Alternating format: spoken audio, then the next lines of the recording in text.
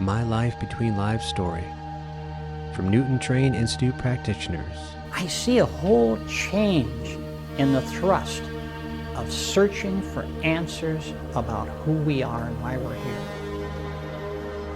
And I think it's wonderful, and I just hope the movement continues to expand. Let us expand the universal consciousness together with a My Life Between Lives story presented by the Michael Newton Institute.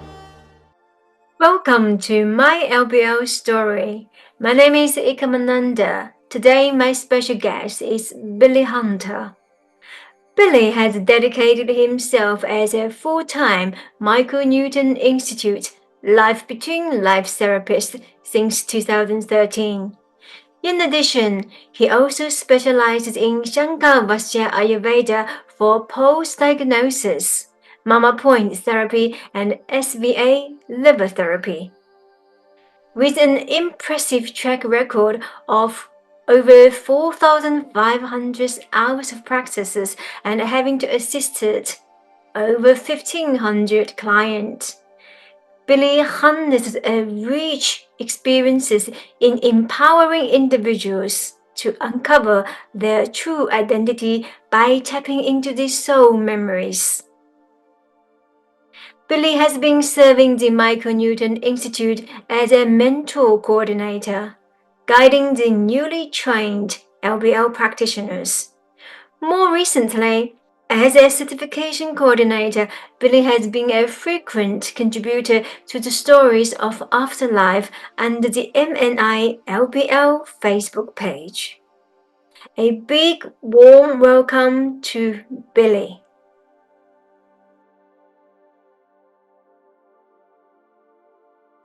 It brings up an interesting subject of soul perspective that I've been thinking about a lot today. Something fun lately also is that there's a new Life Between Lives training group that I'm helping some of the trainees, helping just coach them about things.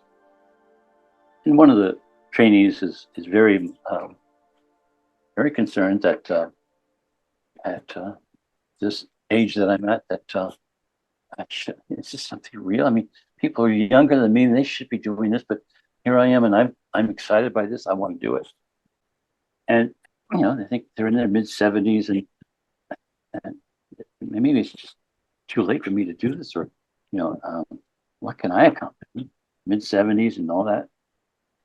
Yet she has had experiences with how it's transformed her client, and she's got this spark like, wow, I can be of great value. I can help others have experience of all that they are. It gives people hope.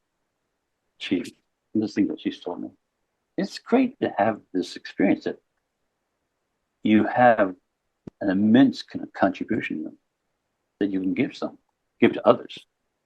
It's fun to see that in someone who's opening up to the possibilities of what's possible for them, their life, how it can unfold, where it can go, and that they can be incredibly useful, incredibly helpful stuff.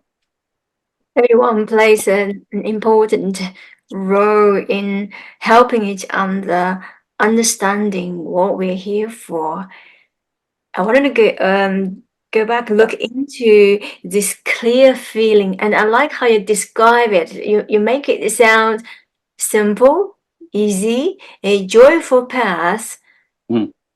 No matter what transition you're going through, whether we're going through, facing the most important step, transitioning, which is passing and, death. People talk about it.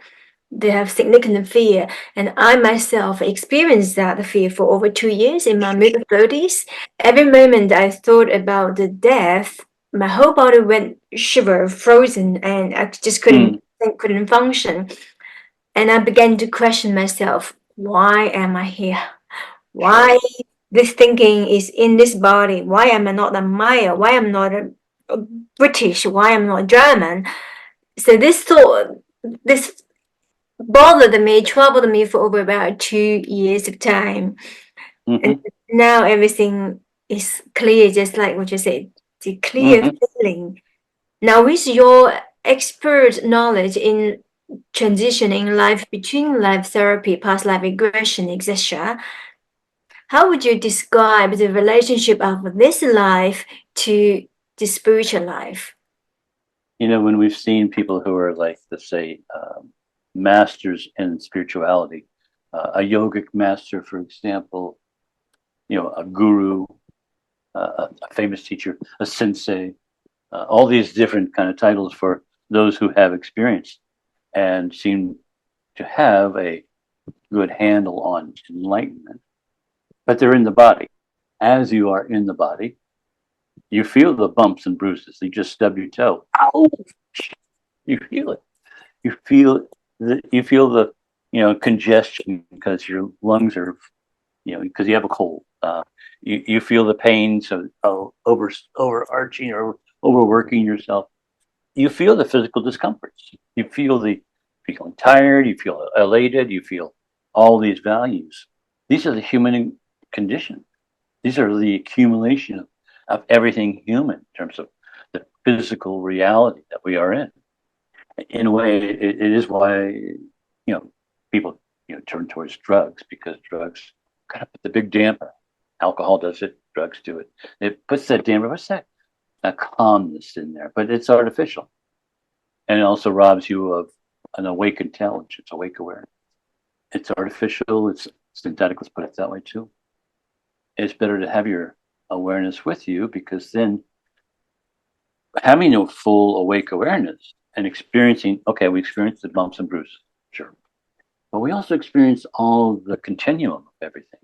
So when we go into a session helping people to experience where they come from, past lives, and we help them experience themselves as having gone through a past life, that life ended. And after the life has ended, the experience that they're not just going to sit waiting for a bus to come along. They're going to feel this magnetic pull as the unembodied spirit, soul, and it's going home to connect with other souls, other lives that have been near and dear to them since forever. So there's this big contrast between the pinpoint of a physical life and the unbounded, the magnanimous quality of being a eternal immortal soul, which is what life between lives allows us to remember.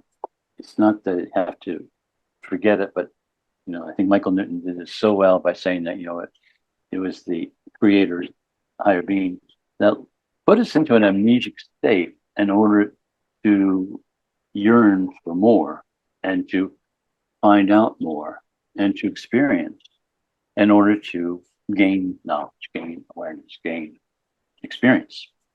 Many of us say, but I don't want any more amnesia. I want to know it all. And that's also underscores, I think what's happening in this world is that there are so many ways to turn, so many possible avenues of exploration. And some are quite valuable. Some are amazingly valuable. And some are somewhat, short-lived or not full, not complete, like partial knowledge. Discerning what's a good way to go, what path to take, what experience to take on in order to know more, to know yourself. It takes some discernment. Now, backing up, you're asking about, the things that people are experiencing in terms of, what is this life for? What am I, what should I be doing? It's confusing, and I'm confused, and I don't know what to do. That's a challenge. It's a good challenge. It's a great challenge. It's not very comfortable, but it's a challenge that brings to us the opportunity for growth. And it's only when we're in a period of like, what's going to happen? Where are we going to go? What should I be doing? That the answers tend to come. Answers, they do come. It's like the friend I was talking about passed away last week. She was in this state of confusion. What's going to happen to me? Where am I going to be in just a little bit? And what she needed to hear was that to not be afraid, to not worry, that everything's going to be okay. You're going to be yourself. There's no question. Just go to it. Go for it. Move in the direction that you are observing you're going. And at the time, I told my friend that when she was dying, that you have a choice. You can go this way or this way. You can go multiple ways, but you could either stay here or you can go. It was kind of obvious that she wasn't going to be able to make it. But that was not my decision, obviously. It would have been heard if she wanted to have said, okay, I'm going to come back. I'm going to stay. There's a wonderful near-death experience by Anita Morsanjani, Dying to Be Me. And she's really on death's door with stage 4 cancer. And the organs are shutting down. Everything's shutting down. And she has a near-death experience. She goes home. She meets her father, who passed away earlier. Plus, also, I think, a child. I forget that part. But in talking to her father in this near-death experience, her father says to her, your time's not done. You need to go back. Your time will come at some point, but it's not now. It's not. Many people who have near-death experiences and bump into that say, no, wait. I really want to come home. I don't want to go back. And it's like, oh no. But she did come back. And here she is. I mean, stage 4, organs are shutting down, but she comes back, and this is in Australia, where Anita Morsanjani had this experience. She comes back. Doctors are totally baffled that she's on the mend, and she comes back, and she came back, wrote the book, Dying to Be Me, has done a numbers of tours speaking to. So my friend, who died last week, she could have done the same thing, but no, it wasn't. It wasn't her time. It wasn't necessary. It wasn't needed for her to come back. Her job was done. And so I told her that you have a choice. You can stay, you can go. Either way, it'll be just fine. But to go home as soul is what each of us will do in this life, to go home, recalibrate, see what we need to do next. Maybe incarnation, maybe there's another dimension where we're needed, where we can work, or we can apply ourselves, help others, work with others, serve, whatever needs to be done, learn, grow. The big cosmic play. We're all in it together. The big cosmic play. And this one key thing is to discern. I love this word, discernment. And when we are in the body, we can be absorbed by the physical stories, the conditions that we are in. Mm-hmm. And apart from this continuity, a life between life session can bring us. What else can a session like this facilitate? Can they bring to people's life? There's everything in between, a current life, past life, life between lives, which unites it all. What many of us who are life between lives facilitators are experiencing a lot lately is that some really big and powerful experiences are coming through for our clients without us having to do the long-winded inductions and taking them through all sorts of different parts of this life and the womb, going back to past life. Lately, there's been an interesting experience of just people going spontaneously into spirit. One woman I worked with a few weeks ago, longer than that, but just recently, let's put it that way. Our standard model that we work with is to take people after induction to some childhood memories, some happy childhood some sweet ones, good ones. Peaceful or energetic, but happy. Avoiding not needing to work with anything that's unpleasant or traumatic, anything that's difficult. But on the, we went right into the first childhood memory, and it was really sweet for her.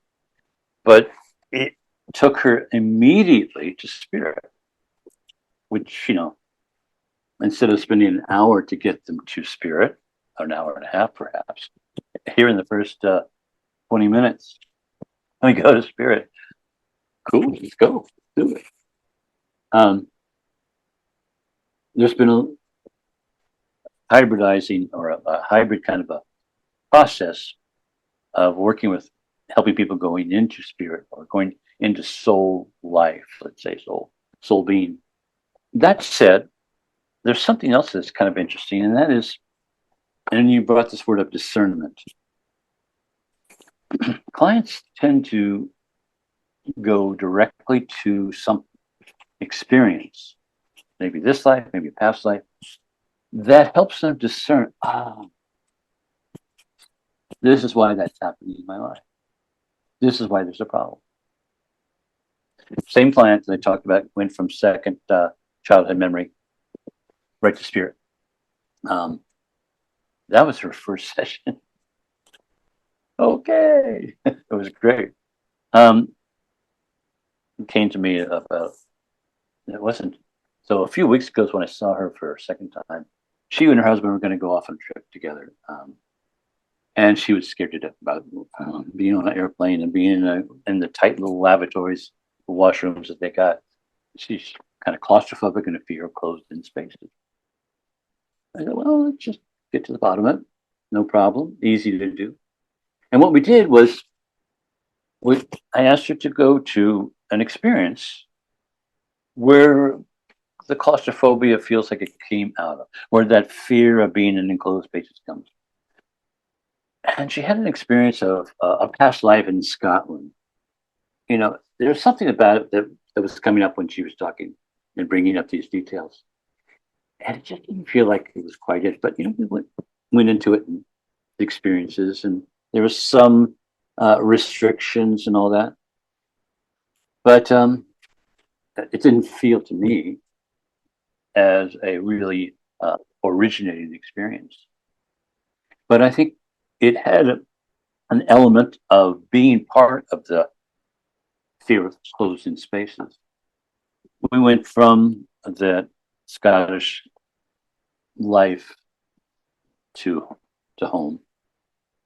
And at home, we connected with some wise ones, some elders. And we asked the elders, I said to my client, I said, ask them if they feel that there is some value here, some experience that you've had that really kind of has brought on this feeling of being afraid of closed up spaces or tight spaces. And they said to her, you know, what about the womb? And she went, oh, the womb. Oh. And in this life, she had some, well, her mother, while my client was in the womb as a fetus, the mother had some very difficult experiences there.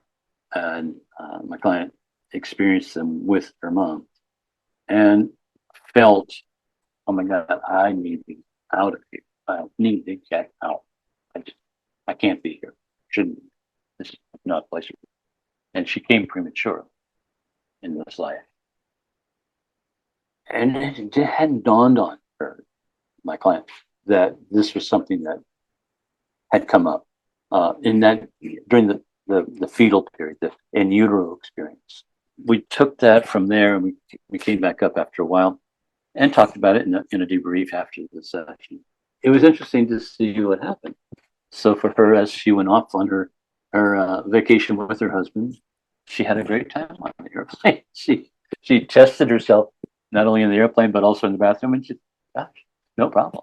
You know, it's easy, and you know, it's a wonderful success story. But and a lot of people come to hypnotherapists for that, you know, getting over some phobia or something like that. So discernment is this it's really this value of awake awareness, not inhibited by the what's going on around you.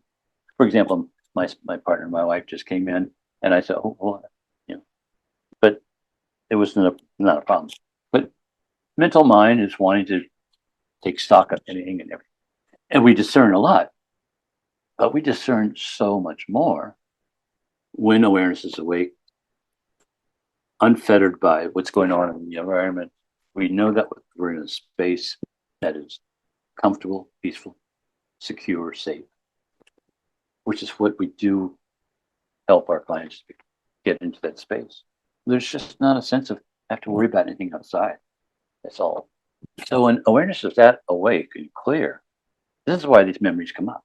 They come up, and we experience the memories as a now feeling, not like, oh, I once was. No, here I am. Yes, in the womb. And oh, my mom is really having a hard time. This is difficult for her. I need to get out of here. This is not for me. So I'm going to come soon. I'm going to come early. And so my client did come. And that ability of this wide awake awareness, this clear awareness, experiencing, yeah, there's a problem when I was in a confined space. But seeing that it was something that she could control it by becoming early, by being born early. The great thing here is that she was able to discern this. And this is where we tell our clients that what happens in life between life session, past life regression, or even just transpersonal hypnotherapy, things to do with this life. We examine with our wide awake awareness what's going on, the experience, remembering and being within the memory, and a now feeling, here I am, right in the womb. Oh, yeah, mom's having a hard time. I don't want to. With a wide awake awareness, being aware of that, seeing that, feeling, it sorts it out automatically as to, oh, I have to be concerned about this, or I don't have to be concerned about that. It's a settling out of all these difficult things that we don't have. We've held on to things, or not held on to things. And when awareness is so awake, so broad, so unbounded, it sorts it out automatically. Oh, I don't need to keep that. Or yeah, I can keep that. Don't need that. Don't think. Happens. You know what to think. Don't. It just happens. And this happens every time clients have this incredible discernment that occurs with wide awake awareness. And when that happens, it's so cool. I mean, it's great. And